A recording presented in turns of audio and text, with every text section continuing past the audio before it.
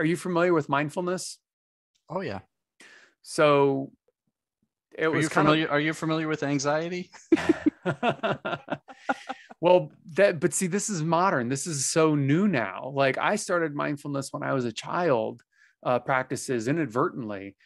And when I used to teach meditation when I was in my early 20s, and try to distinguish the difference between meditation, mindfulness, and breathing exercises. 20 years ago, people had no idea what I was talking about. And I was, unless I was in a certain type of group, and I had to spoon feed it and really, really go slow so that people could feel it, experience it for themselves. And now everywhere you look, there's a new meditation app, there's a new mindfulness app, there's a new breathing app. So from my perspective, it's still, I'm still kind of surprised. Like, do you know? Yeah. Okay. Yeah. Do you use any of those meditation apps? I have Insight Timer on my phone. I haven't used it in a while. Where I go is I focus on my breathing. Mm-hmm. And I find that helps to center me. Yeah, it's very powerful. Yeah. The idea of body, mind, and spirit. So breathing is body, obviously. Mind is mindfulness, and spirit is meditation. So that's the best. That's the best way I've always found to explain it to people. And anxiety, breathing is more often than not going to be the easiest way to deal with anxiety because it's usually a physical sensation depending on. Sometimes there's spiritual anxiety and sometimes there's mental anxiety. It just depends. But that's amazing. So did you figure that out for yourself, or did you have to read a book, or how did that come about? I actually dove into meditation reading a book by a guy named Thomas Merton. Okay. Thomas Merton was a Catholic priest that really got into meditation. Oh, wow.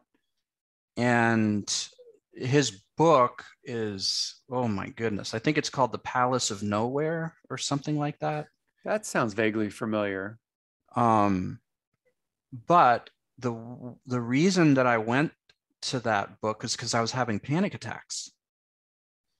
And I had to do something because I tried traditional medications and they put me into fog land. Mm. So I had a time in my life where I did meditation as a regular practice.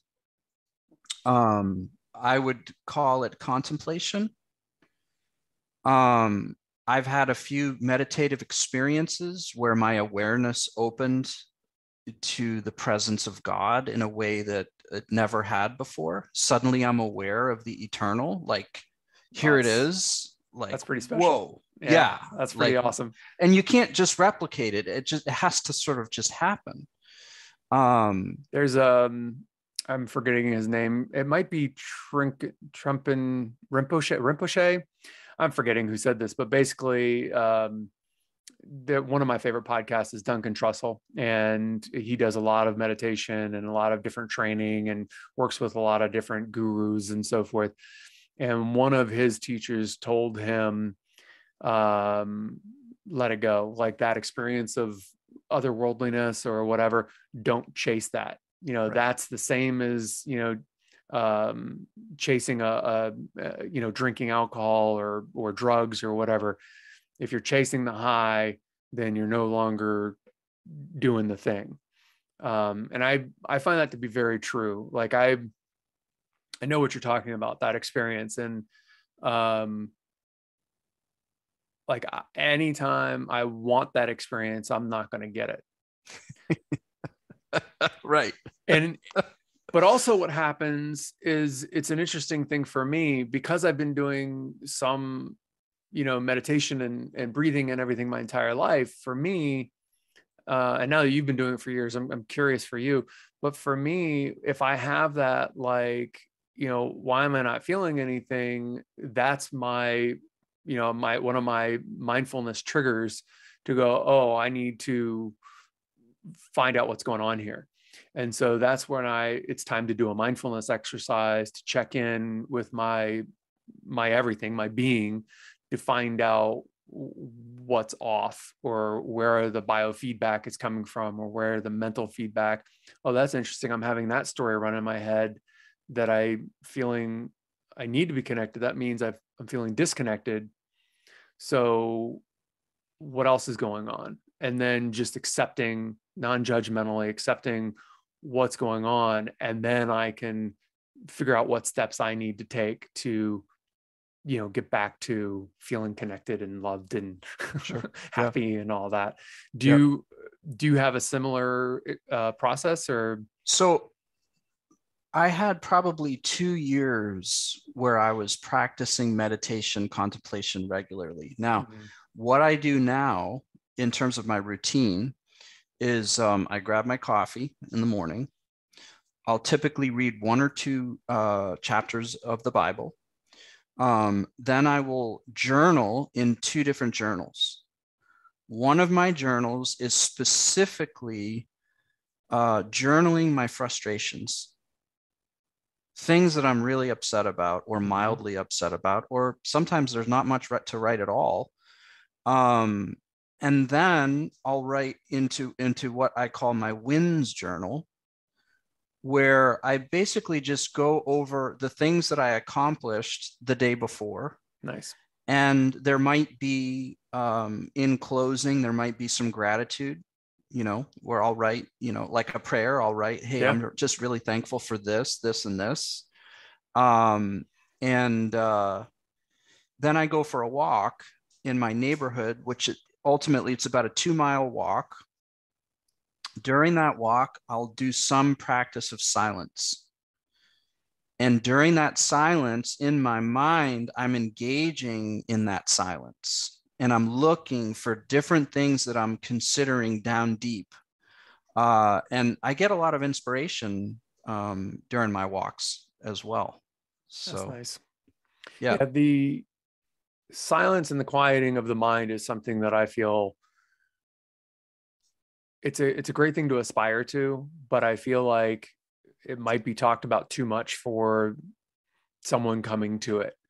Like, it can be intimidating. Yeah, because if you sit alone and you try to close yourself off, and you're new to, meditation, or, wanting to, get deeper in yourself, then it starts getting really noisy.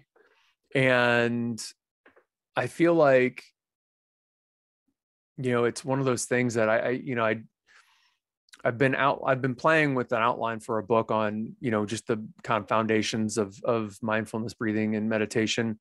It's one of the things that I want to put out, through my channel,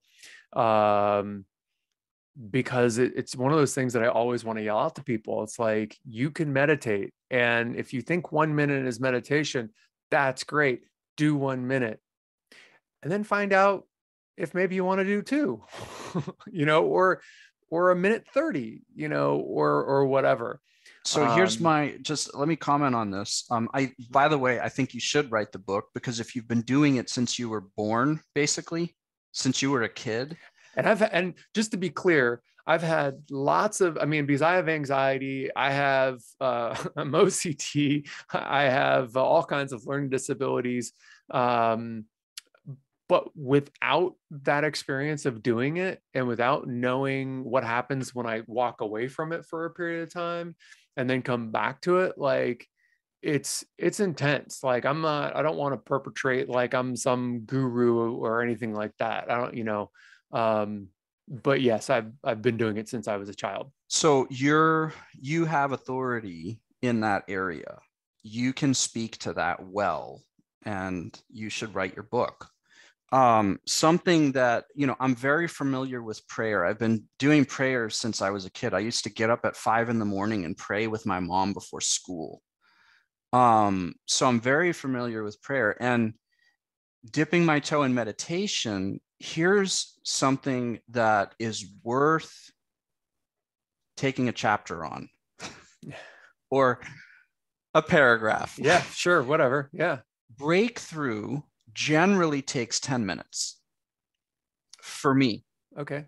So if I sit down to meditate, in my own expectation, I know you're not supposed to have expectation. You're simply supposed to observe. But if behind that, I can say, I'm going to sit here for 10 minutes. By the time I hit the end of 10 minutes, I'm silent. That's about for me. And I'm sure it changes for different people. Mm-hmm. But for me, if I can get to 10 minutes, I've made it past the noise. Nice. So when I'm experiencing the noise, I go, okay, this is really noisy right now. I know if I can just make 10 minutes, I'm good. And then usually at that 10-minute mark-ish is when the silence happens. That's cool. That's great that you've trained yourself to achieve that. For this is just my opinion from my experience. I would say that you literally have trained yourself to experience that at 10 minutes. So you give yourself 10 minutes to work things out, to let your mind cycle through things, and it's your power down. It's like when you turn off a computer and it has a certain amount of whatever that it has to do before it actually turns off, or the power up. So you've trained, and this, again, just my opinion, you've trained yourself to have a 10-minute power down.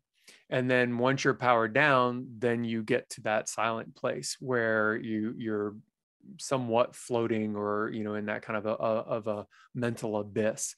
Do you get full detachment from your body?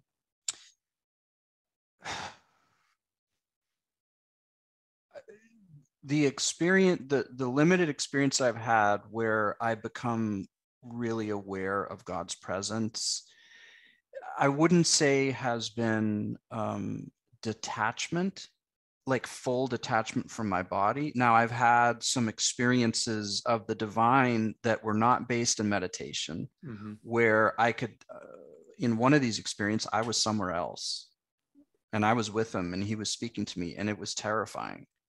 But that wasn't something that I willed myself into. It happened. Yeah. And in terms of meditation, I can't really answer that question. I don't think that I've been fully detached from my body. That's okay. I mean, I don't think it means anything unless you give it meaning. I only ask just because anyone, listening might be curious, and it's something also just to kind of point out as something that can happen. I want more. Check out this clip or the full episode. And don't forget to leave a comment. If you want more conversations and clips, check out our channel. Thanks for listening. See you next time.